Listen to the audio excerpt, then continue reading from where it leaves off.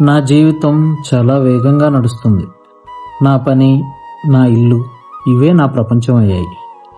కానీ నా పక్కన ఎప్పుడూ ఉన్న వాళ్ళకు మాత్రం నేను సమయం ఇవ్వలేదు. నేను నవ్వినప్పుడు నాతో నవ్వేవాడు. నాకు కోపంగా ఉన్నప్పుడు వాడు తలదించుకునేవాడు. నేను ఓడినప్పుడు కూడా నా పక్కనే ఉండేవాడు. వాడు నన్ను ఏమీ అడగలేదు, నా నుండి ఏమీ ఆశించలేదు. కానీ ఒకరోజు అన్నీ ఒక్కసారిగా కూలిపోయాయి. పని పోయింది, నమ్మిన వాళ్ళు దూరం అయ్యారు. ఇక ఇల్లు మౌనంగా మారింది. అప్పుడు నాకు నిజంగా ఒంటరితనం అంటే ఏంటో తెలిసింది. చూడు మిత్రమా, నిన్ను పట్టించుకోలేకపోయిన రోజుల్లో కూడా నువ్వు నన్ను వదలలేదు. కానీ ఇప్పుడు అర్థమైంది, నేను నిన్ను కాదు నన్నే కోల్పోయానని.